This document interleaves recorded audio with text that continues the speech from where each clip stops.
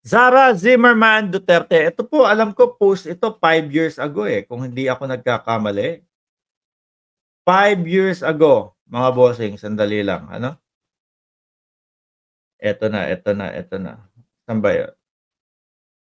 Hahanapin ko lang po para sigurado tayo dito. Sabi dito sa post na ito, mga kababayan, 5 years ago, this woman said,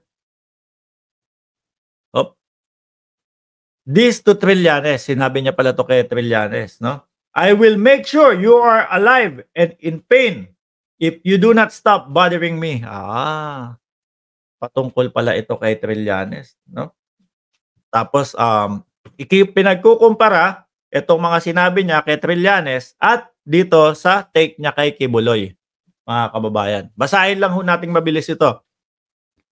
Leave me alone with all capital letters. All caps, no? Senator Trillanes, the last time a person irked me, I made sure to make it difficult for him to bring down. And Speaker Boy Nograles lost that election. Kumbaga, yung umaalipusta o yung patuloy na nag-i-issue sa kanya, pinabagsak niya, mga kababayan. Speaker Boy Nograles lost that election and was 1 billion pesos poorer. No? Like Speaker Alvarez. Naku, si Speaker Alvarez, si Pantal yun, hindi na masyadong nagsasalita. Ano? Nawala na ba sa eksena si Alvarez? After nung pagsigaw niya ng ng pagtanggal daw ng suporta ng mga militar sa ating Pangulo. Like Speaker Alvarez, my advice to you is not to think of me. Speak of my name. Wag ding banggitin yung kanyang pangalan. Not even a whisper of Inday Sara from your ugly lips. Grabe. Leave me in peace in Davao City or else you and your friends will spend more. Nako. Billions in the 2022 presidential election just to make me insignificant. Let me repeat, do not bother me. And slot will be available for a yellow senator for the 2019 election. May pagbabanta. President Duterte imagines you will be shot. On the other hand, I will make sure you are alive in pain. Grabe ha? Brutal. I have been described as heartless by my mother. Mismong nanay niya. Nagsabi na wala, heartless yan si BP Sara. Please do not anger me so that you may remain relevant for the future generation. And you should listen to my mother na heartless ako, mga kababayan. Tapos, ito nga yung nangyayari na pagpapahuli kay Kibuloy, tumayo yung although madami, no, 2 batalyon with matching 2 helicopter na ginulpi ho, mga kababayan, nung mga alagad ni Kibuloy, with matching mga bolo, with matching mga itak, gulok, mga bossing, ang nasabi ho ng ating Vice Presidente, violence against our people is an affront of our democracy. Grabe. Violente na ho sa kanila yun, mga kababayan. Yung pagtayo ng mga kapulisan doon, kaya naman binuksan yung yero ni Kibuloy doon, mga bossing, kasi ipinaliwanag na nila kung ano yung pakay nila, pero hindi pa din sila pinayagan. Hinahadlangan nilang mahuli si Kibuloy. Ayun, inupakan na nila yung mga kapulisan. Ibang klase, Ibang klase. Kagaya na lang ho ng tatay. Dati, nung panahon ng pandemya, mga kababayan, yung panahon ng pandemya, mga bossing, kung sino man ang lalabag sa kautusan, lalo na yung mga lumalabas, no? Nag-viral dyan si Kim Chiu bawal lumabas. Pero sabi ng dating Pangulong Duterte, kung sino man ang lalabag dyan, tegihin nyo. Shoot them dead. Tapos biglang nag-react do sa mga nakitang video na violente na daw ho, mga kababayan. Ano ba ho talaga ang paniniwalaan namin? No, tapos tinatawag pa kaming mga sinungaling nung mga DDS vloggers. Ibang klase. Hindi ko alam kung paano nila napapaikot-ikot yung kanilang mga subscriber at yung kanilang mga manonood dun. 'Di ba? Ayan, yan yung mga kada ho magba-vlog tayo, kada ho tayo ay mayroong mga live stream, meron tayong mga ipinapakitang mga ganyan para po 100% na yung ating sinasabi may katotohanan ho. 'Di ba?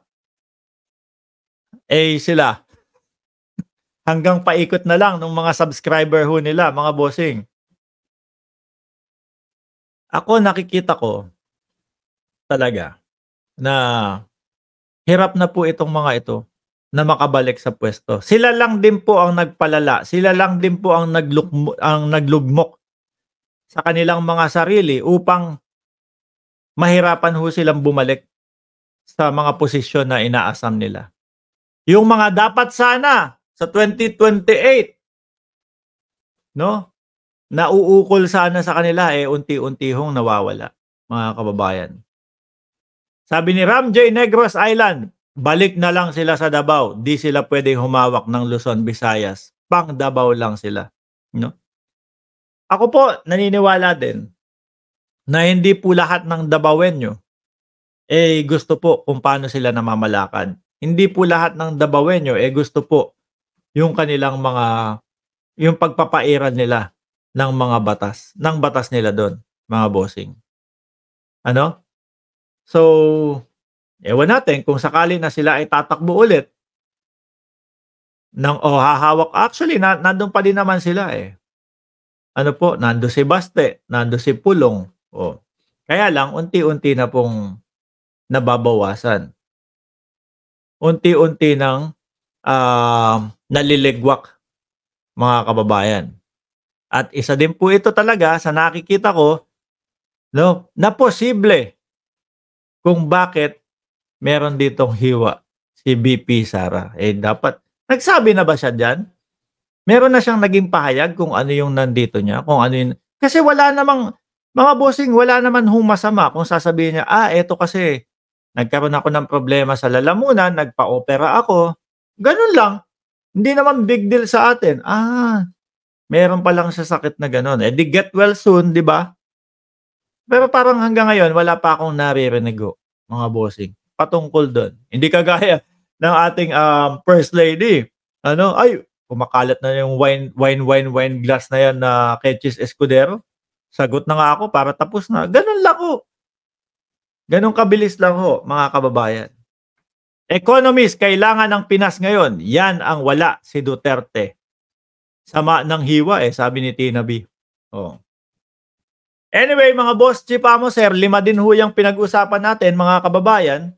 Hindi ho ako nakapag-shoutout during the itong tinatalakay natin itong mga to. So magbigay tayo ng kahit 2 minuto para mag-shoutout po doon naman sa walang sawang sumusuporta dito sa ating channel. Ay, grabe ha. Ibang klase kayo. Parang 15 days lang ho, mga kababayan, nung narating natin yung 200,000 subscriber. Ngayon po, 221,000.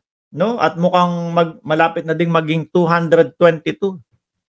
Shout out po sa inyo. Laetera Channel. Sir Ed Harry. Ray Guzman. I-like nyo lang po and then i-comment nyo kung pang ilang like para ma-shout out ko po ang inyong pangalan.